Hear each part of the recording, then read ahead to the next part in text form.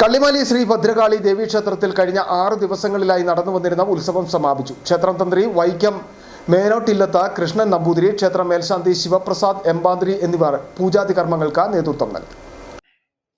രാജാക്കാട് ക്ഷേത്രത്തിൽ നിന്നും ഗജവീരന്റെയും ചമയവേഷങ്ങളുടെയും തിറയുടെയും വിവിധ വാദ്യമേളങ്ങളുടെയും അകമ്പടിയോടെ നടത്തിയ താലപ്പൊലി ഘോഷയാത്രയ്ക്ക് രാജാക്കാട് ടൗണിൽ വെച്ച് മതസൗഹാർദ്ദ കൂട്ടായ്മ ഭാരവാഹികൾ സ്വീകരണം നൽകി.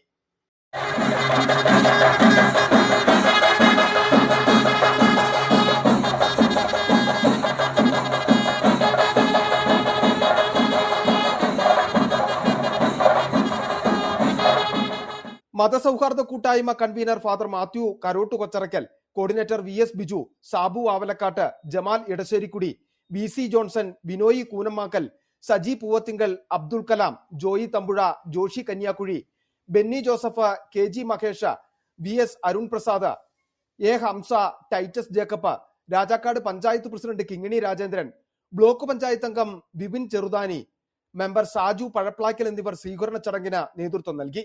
ഘോഷയാത്ര കള്ളിമാലി ക്ഷേത്ര സന്നിധിയിലെത്തി സമാപിച്ചപ്പോൾ പ്രത്യേക പൂജാതി കർമ്മങ്ങൾ നടന്നു.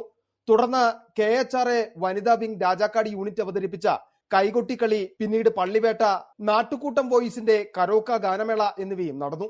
ഇന്ന് രാവിലെ നടന്ന ആറാട്ട് മഹോത്സവത്തോടെയാണ് ഉത്സവ പരിപാടികൾ സമാപിച്ചത്.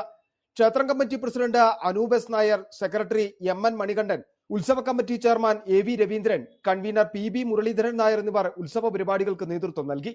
City vision, Rajakkad.